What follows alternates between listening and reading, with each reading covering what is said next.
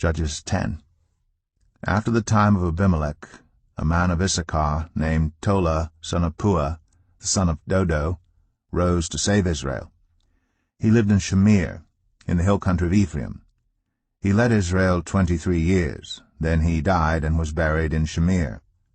He was followed by Jair of Gilead, who led Israel 22 years. He had 30 sons who rode 30 donkeys. They controlled 30 towns in Gilead, which to this day are called Havoth-Jair. When Jair died, he was buried in Kamon. Again the Israelites did evil in the eyes of the Lord. They served the Baals and the Ashtoreths and the gods of Aram, the gods of Sidon, the gods of Moab, the gods of the Ammonites, and the gods of the Philistines. And because the Israelites forsook the Lord and no longer served him, he became angry with them. He sold them into the hands of the Philistines and the Ammonites, who that year shattered and crushed them. For 18 years they oppressed all the Israelites on the east side of the Jordan in Gilead, the land of the Amorites. The Ammonites also crossed the Jordan to fight against Judah, Benjamin, and Ephraim. Israel was in great distress. Then the Israelites cried out to the Lord, "We have sinned against you, forsaking our God and serving the Baals." The Lord replied, "When the Egyptians, the Amorites, the Ammonites, the Philistines, the Sidonians, the Amalekites, and the Maonites oppressed you, and you cried out to me for help, did I not save you from their hands? But you have forsaken me and served other gods, so I will no longer save you. Go and cry out to the gods you have chosen. Let them save you when you are in trouble." But the Israelites said to the Lord, "We have sinned. Do with us whatever you think best, but please rescue us now." Then they got rid of the foreign gods among them and served the Lord. And he could bear Israel's misery no longer. When the Ammonites were called to arms and camped in Gilead, the Israelites assembled and camped at Mizpah. The leaders of the people of Gilead said to each other, "Whoever will take the lead in attacking the Ammonites will be head over all who live in Gilead." Judges 11. Jephthah the Gileadite was a mighty warrior. His father was Gilead, his mother was a prostitute. Gilead's wife also bore him sons, and when they were grown up they drove Jephthah away. "You are not going to get any inheritance in our family," they said, "because you are the son of another woman." So Jephthah fled from his brothers and settled in the land of Tob, where a gang of scoundrels gathered around him and followed him. Some time later, when the Ammonites were fighting against Israel, the elders of Gilead went to get Jephthah from the land of Tob. "Come," they said, "be our commander so we can fight the Ammonites." Jephthah said to them, "Didn't you hate me and drive me from my father's house? Why do you come to me now when you are in trouble?" The elders of Gilead said to him, "Nevertheless we are turning to you now. Come with us to fight the Ammonites, and you will be head over all of us who live in Gilead." Jephthah answered, "Suppose you take me back to fight the Ammonites, and the Lord gives them to me. Will I really be your head?" The elders of Gilead replied, "The Lord is our witness. We will certainly do as you say." So Jephthah went with the elders of Gilead, and the people made him head and commander over them, and he repeated all his words before the Lord in Mizpah. Then Jephthah sent messengers to the Ammonite king with the question, "What do you have against me that you have attacked my country?" The king of the Ammonites answered Jephthah's messengers, "When Israel came up out of Egypt, they took away my land from the Arnon to the Jabbok, all the way to the Jordan. Now give it back peaceably." Jephthah sent back messengers to the Ammonite king, saying, "This is what Jephthah says. Israel did not take the land of Moab or the land of the Ammonites. But when they came up out of Egypt, Israel went through the wilderness to the Red Sea and on to Kadesh. Then Israel sent messengers to the king of Edom, saying, 'Give us permission to go through your country.' But the king of Edom would not listen. They sent also to the king of Moab, and he refused. So Israel stayed at Kadesh. Next they traveled through the wilderness, skirted the lands of Edom and Moab, passed along the eastern side of the country of Moab, and camped on the other side of the Arnon. They did not enter the territory of Moab, for the Arnon was its border. Then Israel sent messengers to Sihon, king of the Amorites, who ruled in Heshbon, and said to him, 'Let us pass through your country to our own place.' Sihon, however, did not trust Israel to pass through his territory, he mustered all his troops and encamped at Jahaz and fought with Israel. Then the Lord, the God of Israel, gave Sihon and his whole army into Israel's hands, and they defeated them.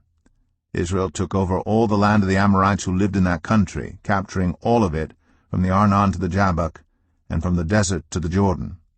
Now since the Lord, the God of Israel, has driven the Amorites out before his people Israel, what right have you to take it over? Will you not take what your god Chemosh gives you? Likewise, whatever the Lord our God has given us, we will possess. Are you any better than Balak son of Zippor, king of Moab? Did he ever quarrel with Israel or fight with them? For 300 years Israel occupied Heshbon, Aroer, the surrounding settlements, and all the towns along the Arnon. Why didn't you retake them during that time? I have not wronged you, but you are doing me wrong by waging war against me. Let the Lord, the judge, decide the dispute this day between the Israelites and the Ammonites. The king of Ammon, however, paid no attention to the message Jephthah sent him. Then the Spirit of the Lord came on Jephthah. He crossed Gilead and Manasseh, passed through Mizpah of Gilead, and from there he advanced against the Ammonites. And Jephthah made a vow to the Lord, If you give the Ammonites into my hands, whatever comes out of the door of my house to meet me when I return in triumph from the Ammonites will be the Lord's, and I will sacrifice it as a burnt offering. Then Jephthah went over to fight the Ammonites, and the Lord gave them into his hands. He devastated 20 towns from Aroer to the vicinity of Manith as far as Abel-keramim. Thus Israel subdued Ammon. When Jephthah returned to his home in Mizpah, who should come out to meet him but his daughter, dancing to the sound of timbrels? She was an only child. Except for her, he had neither son nor daughter. When he saw her, he tore his clothes and cried, "Oh no, my daughter, you have brought me down, and I am devastated. I have made a vow to the Lord that I cannot break." "My father," she replied, "you have given your word to the Lord. Do to me just as you promised, now that the Lord has avenged you of your enemies, the Ammonites. But grant me this one request," she said. "Give me 2 months to roam the hills and weep with my friends, because I will never marry." "You may go," he said. And he let her go for 2 months. She and her friends went into the hills and wept because she would never marry. After the 2 months she returned to her father, and he did to her as he had vowed, and she was a virgin. From this comes the Israelite tradition that each year the young women of Israel go out for 4 days to commemorate the daughter of Jephthah, the Gileadite. Judges 12. The Ephraimite forces were called out, and they crossed over to Zavon.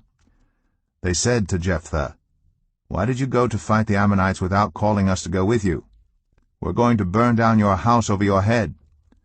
Jephthah answered, "I and my people were engaged in a great struggle with the Ammonites, and although I called, you didn't save me out of their hands. When I saw that you wouldn't help, I took my life in my hands and crossed over to fight the Ammonites, and the Lord gave me the victory over them. Now why have you come up today to fight me?" Jephthah then called together the men of Gilead and fought against Ephraim. The Gileadites struck them down because the Ephraimites had said, "You Gileadites are renegades from Ephraim and Manasseh." The Gileadites captured the fords of the Jordan leading to Ephraim, and whenever a survivor of Ephraim said, "Let me cross over," the men of Gilead asked him, "Are you an Ephraimite?" If he replied, "No," they said, "All right, say Shibboleth."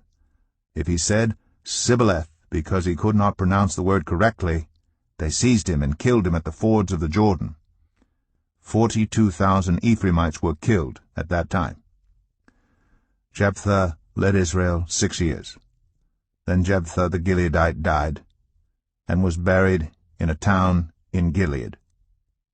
After him Ibzan of Bethlehem led Israel. He had 30 sons and 30 daughters. He gave his daughters away in marriage to those outside his clan, and for his sons he brought in 30 young women as wives from outside his clan. Ibzan led Israel 7 years. Then Ibzan died and was buried in Bethlehem. After him Elon, the Zebulunite, led Israel 10 years. Then Elon died and was buried in Aijalon in the land of Zebulun.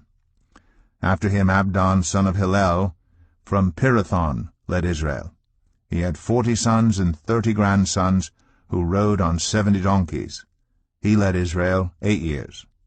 Then Abdon, son of Hillel, died, and was buried at Pirathon in Ephraim, in the hill country of the Amalekites.